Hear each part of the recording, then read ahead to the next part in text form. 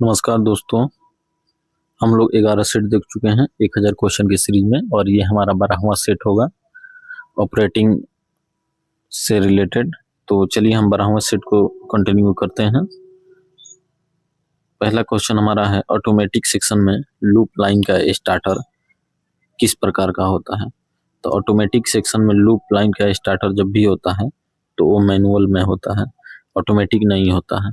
क्योंकि loop line में गाड़ियों की खड़ी की जाती है मेन लाइन से गाड़ी को निकालने के लिए। यदि लूप लाइन का स्टार्टर ऑटोमेटिक रहता तो दिन में 1 मिनट और रात में 2 मिनट रुककर लोको पायलट उससे पार कर जाता। इसीलिए ऑटोमेटिक सेक्शन में लूप लाइन के स्टार्टर को मैनुअल रखा जाता है। नेक्स्ट प्रश्न है, ऑटोमेटिक सेक्शन में राउंडिंग के लोको पायलट झटका लगने पर उस लाइन का बचाव कैसे करेंगे। तो ऑटोमेटिक सेक्शन में जब भी बचाव किया जाता है तो ये किया जाता है 90 मीटर और 180 मीटर, उसके बाद 190 मीटर, यानी सही उत्तर हो जाएगा ये सी, 90 180 और उसके बाद फिर 10 मीटर पर, 180 के बाद फिर 10 मीटर यानी 190। अगला सवाल हमारा है, ये मूव गाड़ी ऑटोमेटिक रोक सिग्नल को ऑन में पास करने पर अवरोध से कितनी दूरी पर खड़ी करें। तो यूं में गाड़ी को अवरोध से खड़ी किया जाता है 75 मीटर पहले, और यदि कोई और गाड़ी रहती है तो उसे 150 मीटर पहले खड़ी किया जाता है।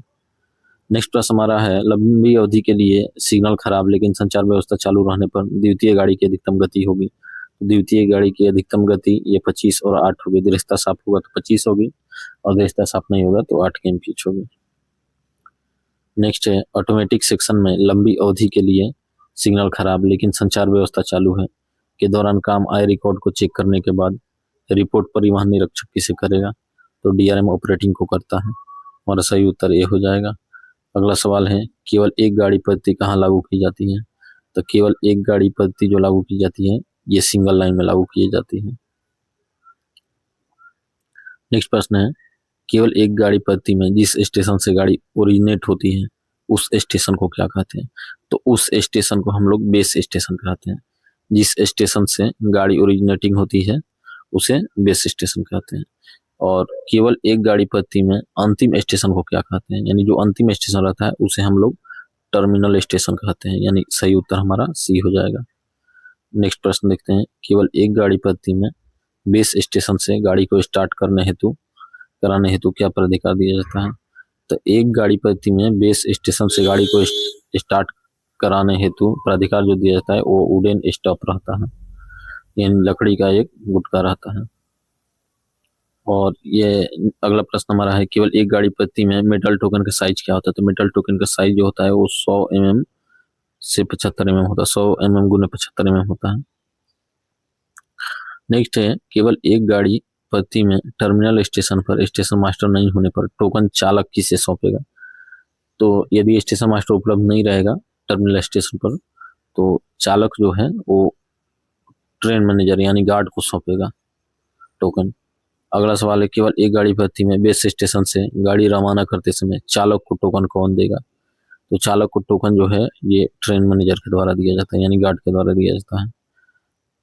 अगला प्रश्न देखेंगे, केवल एक गाड़ी पद्धति में मेटल का टोकन चालक को अधिकृत करता है।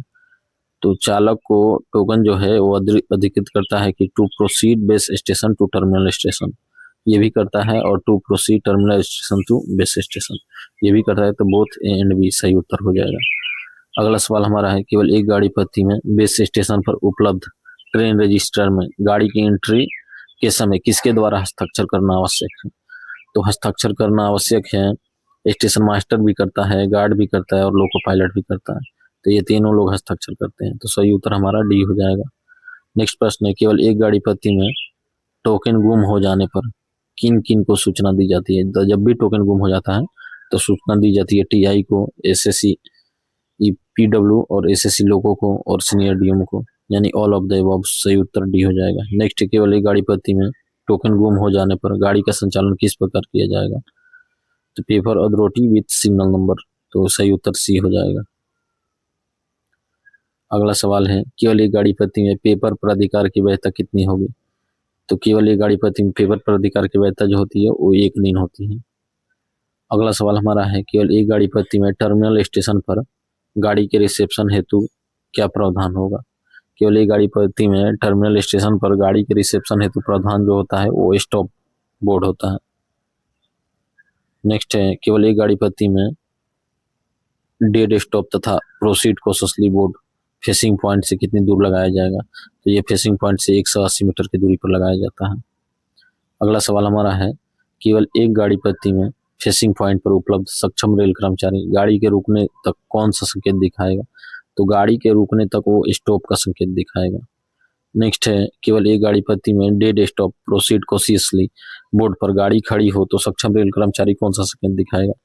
तो सक्षम रेल कर्मचारी जो है, यदि गाड़ी खड़ी है तो प्रोसीड दिखाएगा, और गाड़ी आ रही है तो उसके लिए स्टॉप दिखाएगा, यानी वहां खड़ी करने के लिए। नेक्स्ट प्रश्न है, केवल एक गाड़ी पद्धति में गाड़ी आगमन के समय पॉइंट सेट एवं लॉक है, इसको सुनिश्चित कौन करेगा? तो इसको सुनिश्चित जो है वो स्टेशन मास्टर के द्वारा किया जाता है कि पॉइंट सेट एवं लॉक है। अगला सवाल है, एक गाड़ी पद्धति में गाड़ी का इंजन फेल हो जाने पर बचाव कौन करेगा? By whom the protection of train should be done in one train system during failure of locomotive. तो इसमें इसकी बचाव, इंजन फेल हो जाने पर बचाव जो है लोको पायलट करेगा।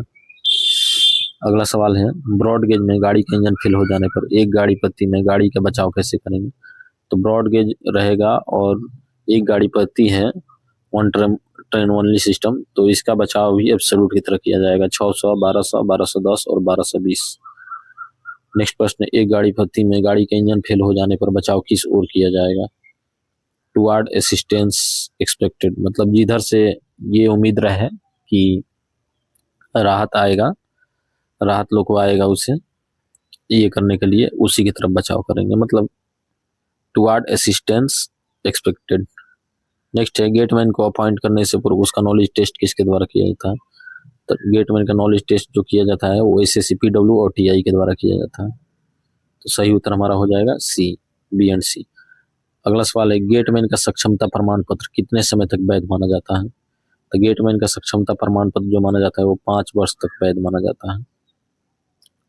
स्टेशन के दोनों ओर के रोक सिग्नलों के मध्य स्थित गेट कहलाते हैं। तो स्टेशन के दोनों ओर जो रोक सिग्नल रहता है उसके मध्य जो स्थित है, यानी उसके अंदर जो स्थित गेट होते हैं उसे हम लोग ट्रैफिक गेट बोलते हैं। और जैसे ही उसके बाहर जो गेट रहेंगे, यानी कि ब्लॉक सेक्शन में रहते हैं, यानी एक तरह से देखा जाए सिग्नलों के बाहर रहते हैं, तो उसे हम इंजीनियरिंग गेट कहते हैं। अगला सवाल वही है, स्टेशन के दोनों ओर के रोक सिग्नलों के बाहर स्थित गेट क्या कहलाते हैं? तो इंजीनियरिंग गेट कहलाते हैं। नेक्स्ट प्रश्न है, क्या गेट कार्य प्रणाली से संबंधित नियमों की प्रति गेट पर रखी जानी चाहिए? बिल्कुल रखी जानी चाहिए, सही उत्तर हमारा हो जाएगा यस। नेक्स्ट प्रश्न है, ट्रैफिक गेट पर गेटमैन के नियमों की जानकारी को नियत समय अंतराल पर कौन टेस्ट करेगा? तो ट्रैफिक गेट पर गेटमैन के नियमों की जानकारी को नियत समय अंतराल पर जो टेस्ट करता है वो टीआई के द्वारा टेस्ट किया जाता है। अगला सवाल है, स्पेशल क्लास गेट पर टीवीयू कितना होगा? तो स्पेशल क्लास गेट पर टीवीयू जो होता है वो 50,000 से अधिक होता है। टीवीयू का फुल फॉर्म जो होता है ये ट्रेन व्हीकल यूनिट होता है। नेक्स्ट है, ए क्लास गेट पर टीवीयू कितना होगा? तो ए क्लास गेट जो होता है वो 50,000 से लेकर 30,000 के मध्य रहता है, यानी सही उत्तर हमारा ये हो जाएगा। तो 50,000 से ऊपर रहेगा तो स्पेशल क्लास हो जाएगा। अगला देखते हैं, यदि टीवीयू 20,000 से 30,000 के बीच है तो वह किस क्लास का गेट होगा? तो 20,000 से 30,000 जो होता है वो होता है आपका बी क्लास का, यानी कि जब भी ये 20,000 से 30,000 के बीच रहेगा। अब देखते हैं, यदि 25,000 से 30,000 के बीच रहे तो B1 हो जाता है, और 25,000 से 20,000 तक रहे तो B2 हो जाता है। नेक्स्ट देखते हैं, बी क्लास गेट पर टीवीयू कितना होगा? तो बी क्लास गेट पर टीवीयू जो होता है वो 30,000 से 20,000 के बीच होता है। नेक्स्ट है, डी क्लास गेट पर टीवीयू कितना होगा? तो डी क्लास पर जो टीवीयू होता है तो ऑप्शन के हिसाब से तो एक तरह से देखा जाए तो लेस देन 20,000 ही होगा। एक गेट की टीयू भी 10,000 है तो वह किस क्लास का गेट होगा? यानी कि 20,000 से नीचे जो होता है वो सी क्लास होता है, लेकिन पिछले प्रश्न में हम लोगों ने देखा कि उसमें कोई ऑप्शन उस तरह का नहीं था, इसलिए लेस देन 20,000 था। नेक्स्ट है, किस क्लास के गेट को ओपन टू रोड ट्रैफिक रखा जाएगा? तो स्पेशल क्लास को रखा जाता है ओपन टू रोड ट्रैफिक के लिए, ए क्लास को रखा जाता है, B1 क्लास को रखा जाता है, यानी ऑल द अबव इसका सही उत्तर हो जाएगा। नेक्स्ट प्रश्न है, किस क्लास के गेट को सामान्यतः क्लोज टू रोड ट्रैफिक रखा जाएगा? तो क्लोज टू रोड ट्रैफिक जो है वो C क्लास को रखा जाता है, यानी A class, B class, B1 और B2 स्पेशल क्लास, ये सब रोड टू ट्रैफिक के लिए ओपन रहते हैं, और ये क्लोज रहता है, ये C क्लास जो है वो क्लोज रहता है। नेक्स्ट है, नॉन इंटरलॉक गेट जो क्लोज टू रोड ट्रैफिक है को ओपन टू रोड ट्रैफिक किसके द्वारा किया जा सकता है?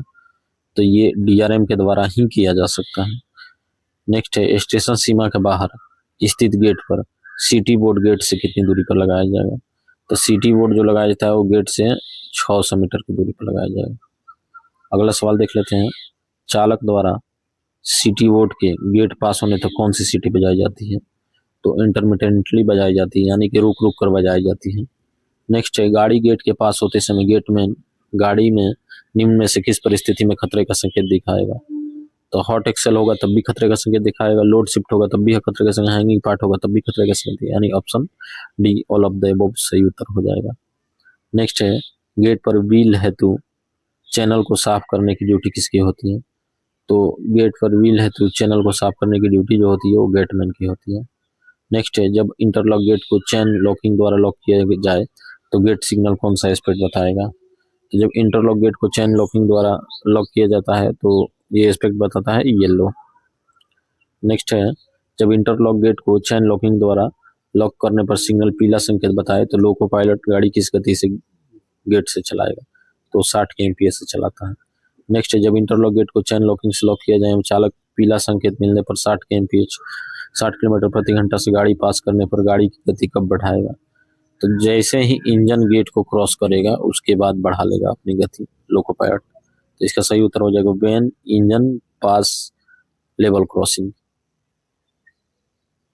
चलिए दोस्तों, तो हमारा ये 12वां सेट था, यानी 600 लगभग में प्रश्न हम लोगों ने देख चुके हैं 1000 क्वेश्चन की सीरीज में।